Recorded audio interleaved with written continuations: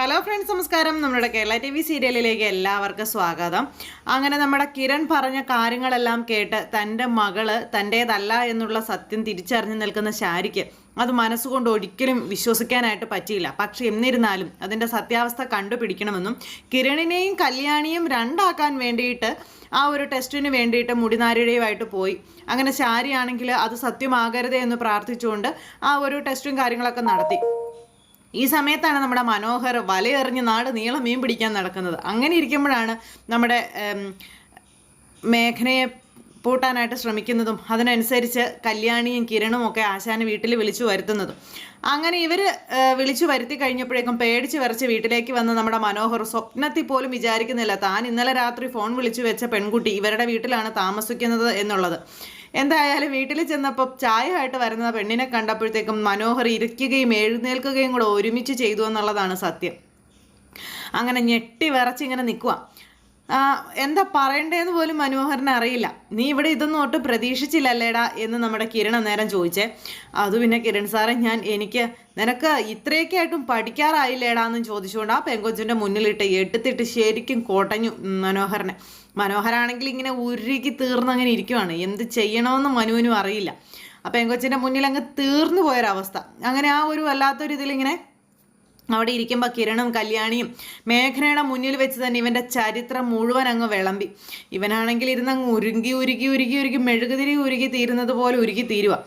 എന്തായാലും ആ ഒരു സംഭവത്തിന് ശേഷം ഇനി മേലിൽ ഈ പരിസരത്ത് നിന്നെ കണ്ടുപോയേക്കരുതെന്നും ഈ പെൺകുട്ടി ആരാണെന്ന് നിനക്ക് അറിയാവോളോ എന്നും ചോദിച്ചു മേഘനയെക്കുറിച്ചുള്ള കാര്യങ്ങളൊക്കെ പറഞ്ഞു.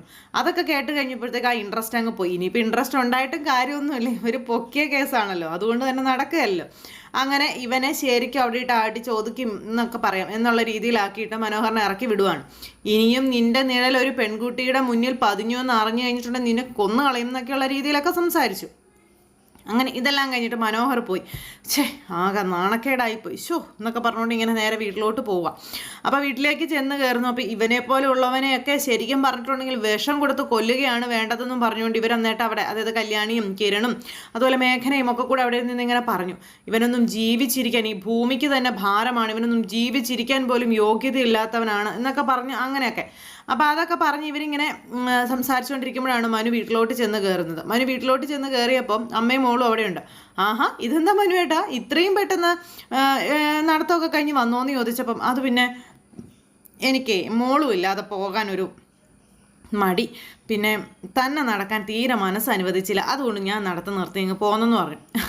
അത് കൊള്ളാം, അതെല്ലാം ഞാൻ മനുവേട്ടനോട് പറഞ്ഞ് ഞാനും വരാമെന്ന്. പിന്നെ എന്താ മനുവേട്ടൻ സമ്മതിക്കാഞ്ഞിട്ടല്ലേ എന്ന് ചോദിച്ചപ്പോൾ അതെന്താ നീ വരണ്ടാന്ന് പറഞ്ഞതിൻ്റെ കാരണമൊക്കെ ഞാൻ നിന്നോട് പറഞ്ഞതല്ലേ, പിന്നെ നീ എന്തിനാ അങ്ങനെ പറയണേന്നും ചോദിച്ചുകൊണ്ട് ഇവരെ ചാക്കിലാക്കുവാണ്. പോട്ടെ, ഇനിയിപ്പം നടക്കാനൊന്നും പോകണ്ട, മോനെ അങ്ങോട്ട് ചെല്ലെന്നും പറഞ്ഞു മോനെയും കൂടെ മുറിയിലേക്ക് പറഞ്ഞു വിട്ടു ശാരി.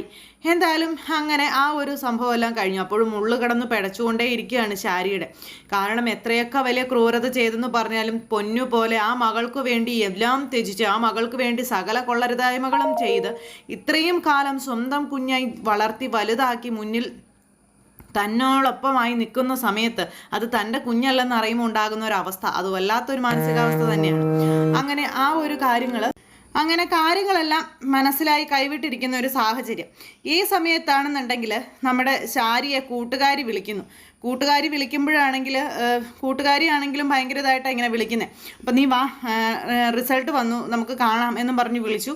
അങ്ങനെ രണ്ടുപേരും കൂടി ഒരു സ്ഥലത്ത്, ആരും ഇല്ലാത്തൊരു സ്ഥലത്ത് കാണുവാണ്. അപ്പോൾ ഇത് അറിയാനായിട്ടുള്ളൊരു ആകാംക്ഷ, ആ ഒരു വെപ്രാളം കൊണ്ട് നമ്മുടെ ശാരി ഓടിക്കതച്ചാണ് ചെല്ലുന്നത്. ഒരു കാരണവശാലും ഇത് സത്യമാകരുതേ, അത് മാച്ച് ആയിരിക്കണേ എന്ന് പ്രാർത്ഥിച്ചുകൊണ്ടാണ് പോകുന്നത് ശാരി.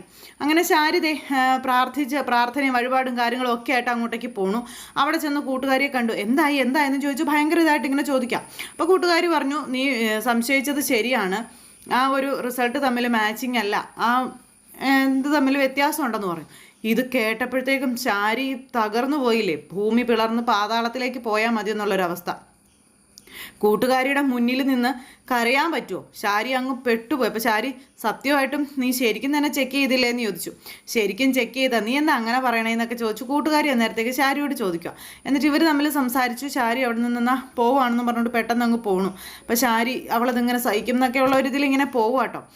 അങ്ങനെ പോയ ശാരി വീട്ടിൽ ചെന്ന് തല തല്ലി കരയുന്നെന്ന് പറഞ്ഞ തല തല്ലി കരയുന്നു. പിന്നെ ശാരിക്ക് ഈ വെട്ടിപ്പിടിച്ചതും ഈ കാണിച്ചു കൂട്ടിയതൊക്കെ എന്തിനായിരുന്നു എന്നുള്ളൊരിത്. അങ്ങനെ വാവിട്ട് കരഞ്ഞ് തലയടിച്ച് കരയുവാണ് നമ്മുടെ ശാരി. അങ്ങനെ അവരുടെ ജീവിതത്തിൽ തൻ്റെ മകൾ തൻ്റേതല്ല എന്നുള്ള കാര്യം ശാരി തിരിച്ചറിഞ്ഞു. ഇതെല്ലാം കഴിഞ്ഞതിന് ശേഷം പിന്നെ നമ്മുടെ കിരണും കല്യാണിയും കൂടെ കടയിൽ ചെല്ലുന്നു സാധനങ്ങൾ വാങ്ങിക്കാനായിട്ട്. അപ്പോഴേക്ക് മനോഹർ ഏതോ ഒരു പെങ്കൊച്ചിനെ കറക്കി കുപ്പിയിലാക്കി കൊണ്ടുവന്നിട്ടുണ്ട് കടയിൽ. എന്നിട്ട് അതിന് ഡ്രസ്സ് എടുത്ത് കൊടുത്തുകൊണ്ടിരിക്കുക. ആ സമയത്താണ് കിരണും കല്യാണിയും ആ മേഘനയും കൂടെ അങ്ങോട്ടേക്ക് ചെല്ലുന്നത്. അങ്ങോട്ടേക്ക് ചെന്ന സമയത്താണെന്നുണ്ടെങ്കിൽ ഇവർ അവിടെ ഡ്രസ്സൊക്കെ എടുത്തുകൊണ്ടിരിക്കുന്നത്. അപ്പോൾ മേഘന ഇത് ആദ്യം കാണുന്നത്. മേഘന എന്നിട്ട് ഇത് കണ്ടിങ്ങനെ നോക്കിക്കൊണ്ട് ഇങ്ങനെ നിൽക്കുക കേട്ടോ.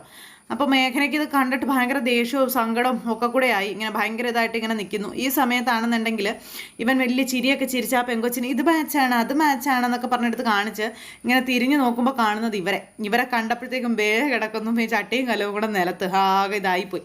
അങ്ങനെ മനോഹരൻ ഇനി എന്ത് ചെയ്യണമെന്ന് അറിയില്ല. കാരണം ഇവർ ഉറപ്പായ പെങ്കൊച്ചിനോട് വന്ന് പറയും എന്നാൽ മനോഹരൻ അറിയാം. മനോഹറാണെങ്കിൽ ആകെ പെട്ട് നിൽക്കുക. മനോഹരൻ ഇങ്ങനെ മോളു ഞാനിപ്പോൾ വരാവേ എന്നൊക്കെ പറഞ്ഞുകൊണ്ട് ഇങ്ങനെ എന്നിട്ട് നേരെ ആ പെൺകൊച്ചിനെ അവിടെ നിർത്തിയായിട്ട് ഇവരുടെ അടുത്തേക്ക് ചെന്നു. സാറേ ചതിക്കരുത് സാറേ, എന്നെക്കുറിച്ച് പറയരുത് സാറേ എന്നൊക്കെ പറഞ്ഞുകൊണ്ട് ഇങ്ങനെ കയ്യേ കാലേ പിടിക്കാം.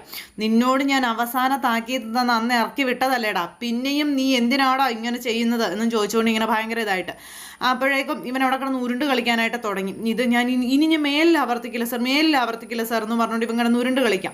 അപ്പോഴേക്കും ഇവൻ്റെ ഈ നുണയും ഇതെല്ലാം ഇതിങ്ങനെയാണെന്നുള്ള കാര്യം നമ്മുടെ കിരണിന് അറിയാം. കിരൺ എന്നിട്ട് നേരെ ഈ പെൺകൊച്ചിൻ്റെ, അതായത് ഇത്രയും നേരം മനോഹറിൻ്റെ കൂടെ ഉണ്ടായിരുന്ന പെൺകുട്ടിയുടെ അടുത്തേക്ക് ചെന്നിട്ട് കൊച്ചിനൊന്നും വേറെ പണിയില്ലേന്ന് ചോദിച്ചു. താൻ ആരാടോ, തനിക്ക് എന്താടോ എന്ന് ചോദിച്ചു. ഈ കൊച്ചു ദേഷ്യപ്പെടുക. ഈ നിൽക്കുന്നവൻ ആരാണെന്ന് അറിയുമോ? ഈ ലോകം മുഴുവൻ പെണ്ണുപിള്ളമാരുള്ളവനാണെന്നും പറഞ്ഞുകൊണ്ട് ഇവനെക്കുറിച്ചുള്ള കാര്യങ്ങൾ ഇങ്ങനെ പറയുന്നു. അപ്പോൾ ആ പെൺകൊച്ചത് വിശ്വസിച്ചില്ല ആദ്യം. പിന്നെ കിരണും കല്യാണിയും ഈ മേഘനയും ഒക്കെ കൂടെ നിന്ന് ഈ പെങ്കൊച്ചിൻ്റെ മുന്നിൽ നിന്ന് അങ്ങ് സംസാരിക്കാനായിട്ട് അങ്ങ് തുടങ്ങി. അപ്പോഴേക്കും മനോഹർ അവിടെ നിന്ന് ജീവനും കൊണ്ട് രക്ഷപ്പെട്ടാൽ മതി എന്നുള്ളൊരിതായി. അപ്പോൾ അതോടോ എന്ന് ചോദിച്ചുകൊണ്ട് ഈ പെങ്കൊച്ച് മനോഹറിനോട് ചോദിച്ചപ്പോൾ അത് പിന്നെ എനിക്കെന്നൊക്കെ പറഞ്ഞ് നിൽക്കുന്ന സമയത്ത് ഇവൻ്റെ ചെവിക്കല്ല് തീർത്ത് അടിയും കൊടുത്ത് ആ പെങ്കൊച്ചങ്ങ് ഇറങ്ങിപ്പോയി. അത് കഴിഞ്ഞ് പിന്നെ മനോഹറിന് സുഖ വഴിയായിരുന്നു. എന്തായാലും എല്ലാവരുടെയും കാണിക്ക മനോഹറിനെ നാറ്റിച്ച് നാണം കെടുത്തി അങ്ങ് വിട്ടു. അങ്ങനെ ആ ഒരു സിറ്റുവേഷൻ കഴിഞ്ഞ് കിരണും കല്യാണിയും കൂടി ഇങ്ങോട്ടേക്ക് വരുവാണ്. കിരണും കല്യാണിയും കൂടി വീട്ടിലോട്ട് തിരിച്ചു വരുന്ന സമയത്ത് ഇവരോട് പകരം വീട്ടാൻ, അതായത് കല്യാണിയെയും കിരണിനെയും വെല്ലുവിളിക്കാനായിട്ട് സരയു റോഡിൽ വെയിറ്റ് ചെയ്ത് നിൽപ്പുണ്ടായിരുന്നു. അപ്പോൾ ഇവർ തമ്മിൽ കണ്ട് സംസാരിച്ച സമയത്ത് ഇവർ ഭയങ്കരമായിട്ട് സ്നേഹത്തിലാണെന്ന് മനസ്സിലാക്കിക്കൊണ്ട് ഈ സരയു ഭയങ്കരമായിട്ട് ദേഷ്യപ്പെട്ട് ഇവരോട് സംസാരിക്കുക. അപ്പോൾ ഇവർ തമ്മിൽ തിരിയും അല്ലെങ്കിൽ പിരിയും എന്നൊക്കെയുള്ള രീതിയിൽ ഇങ്ങനെ സംസാരിക്കുന്നു. നിൻ്റെയൊക്കെ അച്ഛമ്മയെ ഞാൻ എൻ്റെ വീട്ടുവേലക്കാരിയാക്കിയടി, നിന്നോടുള്ള പക ഞാൻ തീർക്കുന്നത് അവരിലൂടെ ആയിരിക്കും എന്നൊക്കെ പറഞ്ഞു. അപ്പോൾ കല്യാണി പറഞ്ഞു നീ എന്ത് വേണമെങ്കിലും ചെയ്തു, പ്രായമായവരോട് പകരം വീട്ടുന്നത് ഒരിക്കലും നല്ലൊരാൾക്ക് ചേർന്ന് ആ ഒരു ഇതിലൊക്കെ നമ്മുടെ കല്യാണി ഇങ്ങനെ പറയാം. അപ്പോൾ എനിക്കുള്ള പക മുഴുവൻ നിന്നോടുള്ള പക നിൻ്റെ വല്യമ്മയോട് ഞാൻ തീർക്കും, നീ കണ്ടോ, നിൻ്റെ കൺമുന്നിലിട്ട് അവരെ ഞാൻ ഇഞ്ഞൊക്കെ വരപ്പിക്കും എന്നൊക്കെ പറഞ്ഞു. അപ്പോൾ അതൊക്കെ കേട്ട് ഇങ്ങനെ കല്യാണിയും കിരണും അതിൻ്റെ ഇതായിട്ട് നിൽക്കുക. ആ സമയത്ത് സംസാരിച്ച് കല്യാണി താരയുടെ മകളാണെന്നുള്ള രീതിയിൽ വരെ സരയു സംസാരിച്ചു. അങ്ങനെ സംസാരിച്ച് ഈ പറയുന്ന നമ്മുടെ സരയുവിൻ്റെ അഹങ്കാരം കയറി തലയ്ക്ക് മേളിലേക്ക് പോകുന്ന സമയത്ത് ഇത്രയും നേരം നീ ഇവിടെ കിടന്ന് കുറേ സംസാരിച്ചല്ലോ, എന്നാൽ നീ ഒരു കാര്യം കേട്ടോളാൻ പറഞ്ഞു.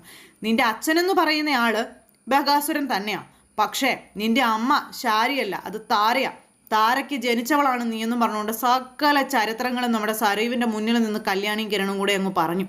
കല്യാണിയും കിരണും പറയുന്നത് കേട്ട് കഴിഞ്ഞപ്പോഴത്തേക്കും സരയുവിൻ്റെ തല മരച്ചുപോയി. സരയുവിനത് വിശ്വസിക്കാൻ കഴിയുന്നില്ല. സരയു ഇങ്ങനെ നിൽക്കുമ്പം നീ നിൻ്റെ അമ്മയോട് ചെന്ന് ചോദിച്ചു നോക്ക്, ഞാൻ അവരോട് കാര്യങ്ങളെല്ലാം പറഞ്ഞിട്ടുണ്ടെന്ന് നമ്മുടെ കിരണും പറഞ്ഞു. അപ്പം കിരൺ ഇതെല്ലാം പറഞ്ഞ് അമ്മയ്ക്കും കൂടെ അറിയാമെന്നുള്ളത് കേട്ട് കഴിഞ്ഞപ്പോഴേക്കും ഇരട്ടി സങ്കടവും ഇരട്ടി ഇതുമായി നമ്മുടെ ഈ പറയുന്ന സരയു എന്നിട്ട് വെച്ചു പിടിക്കുക വീട്ടിലോട്ട് അമ്മയോട് കാര്യങ്ങൾ ചോദിക്കാനായിട്ട്. അങ്ങനെ ഇവർ തമ്മിൽ സംസാരിച്ച കാര്യങ്ങളുമായിട്ട് മനസ്സ് ഭയങ്കര ഇതാക്കിക്കൊണ്ട് നമ്മുടെ സരയു അങ്ങോട്ടേക്ക് പോകുമ്പോൾ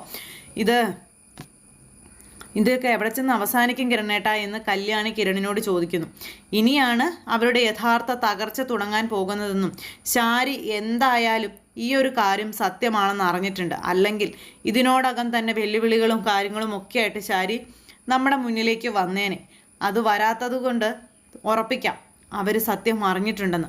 അങ്ങനെ അമ്മ അറിഞ്ഞ സത്യം ഇന്ന് മകൾ അറിഞ്ഞിട്ടുണ്ടെങ്കിൽ അത് അമ്മയുടെ നാവിൽ നിന്ന് തന്നെ മകൾ അറിയണം എന്ന് കിരൺ ഇങ്ങനെ പറഞ്ഞു. അങ്ങനെ ഇവർ തമ്മിൽ ഇത് പറഞ്ഞുകൊണ്ട് ഇങ്ങനെ നിൽക്കുക. അത് കഴിഞ്ഞപ്പോഴേക്കും നമ്മുടെ സരയു ഓടിപ്പിടിച്ച് വീട്ടിലോട്ട് ചെന്നപ്പോൾ ശാരി അവിടെ കരഞ്ഞ് നിലവിളിച്ച് ആകെ തകർന്നിരിക്കുവാണ്. അപ്പോഴാണ് സരയു അമ്മയെന്ന് വിളിച്ച് അകത്തേക്ക് കയറി ചെല്ലുന്നത്. മകളെ കണ്ടപ്പോഴത്തേക്കും കണ്ണുനീരൊക്കെ തുടച്ച് ഭയങ്കര ഇതായിട്ട് ഇങ്ങനെ നിൽക്കുക. ഞാനൊരു കാര്യം അറിഞ്ഞു, അത് സത്യമാണോ എന്ന് എനിക്ക് അറിയണം എന്ന് പറയുമ്പം എന്താ മോൾ അറിഞ്ഞതെന്ന് ചോദിച്ചു. ഞാൻ അമ്മയുടെ മോളല്ലേ, എന്നെ പ്രസവിച്ചത് ആ താരയെന്ന് പറയുന്ന സ്ത്രീയാണോ എന്ന് സരയു ചോദിച്ചപ്പോഴത്തേക്കും മോളോട് ആരാ ഇതൊക്കെ പറഞ്ഞെന്ന് ചോദിച്ചു. അപ്പോൾ കല്യാണിയും കിരണുമാണെന്നുള്ള കാര്യം പറഞ്ഞു. എന്നോട് കള്ളം പറയരുത്, എന്നോട് സത്യം മാത്രമേ പറയാൻ പാടുള്ളൂ എന്നും പറഞ്ഞുകൊണ്ട് സരയു ഇങ്ങനെ പറയുമ്പോഴേക്കും ശാരി ഇങ്ങനെ കരഞ്ഞുകൊണ്ട് സരയുവിൻ്റെ മുന്നിൽ കൈ കൂപ്പി കാണിക്കുവാണ്. ആ കൈകൂപ്പലിലൂടെ എല്ലാ കാര്യങ്ങളും നമ്മുടെ സരയുവിന് മനസ്സിലായി. സരയു അങ്ങ് തകർന്നിട്ട് ശാരിയുടെ മുന്നിൽ കിടന്ന് തല തല്ലി ചാവാനായിട്ട് തുടങ്ങണം. അങ്ങനെ ഭിത്തിയിലേക്ക് എനിക്കിനി ജീവിക്കേണ്ടെന്നും പറഞ്ഞുകൊണ്ട് ആ ഭിത്തിയിലേക്ക് തല തല്ലി മരിക്കാനായിട്ട് ഇങ്ങനെ തുടങ്ങുകയാണ് ഈ സരയു. അപ്പോഴേക്കും പൊന്നുമോൾ അങ്ങനെ ചെയ്യരുതെന്നും പറഞ്ഞുകൊണ്ട് ശാരി വന്ന് പിടിച്ചു മാറ്റുന്നു. പിന്നെ അവിടെ വികാരഭരിതമായ നിമിഷങ്ങളാണ്. തൻ്റെ അമ്മയല്ലാത്ത ശാരിയെ പിടിച്ചു തള്ളുന്നു, ഉന്തുന്നു, അങ്ങോട്ട് തള്ളുന്നു, ഇങ്ങോട്ട് തള്ളുന്നു. പിന്നെ അമ്മയും മകളും തമ്മിലുള്ള ആ ഒരു എന്താ പറയുന്നത് ഭയങ്കര സങ്കടകരമായ കാര്യങ്ങളും ഒക്കെ ആയിട്ട് നമ്മുടെ കഥ വരുന്നുണ്ട്. അപ്പോൾ എല്ലാവരും കാത്തിരുന്ന് കാണണം. ആരും തന്നെ മിസ് ചെയ്ത് കളയരുത്. എല്ലാവർക്കും നല്ലൊരു ദിവസം ആശംസിക്കുകയാണ്. എല്ലാവരുടെയും സപ്പോർട്ടിനും സ്നേഹത്തിനും 1000 നന്ദി ഹൃദയത്തിൻ്റെ ഭാഷയിൽ അറിയിക്കുന്നു. അടുത്ത സൂപ്പർ ഹിറ്റ് കഥയുമായി കാണുന്നത് വരെ എല്ലാവർക്കും നന്ദി.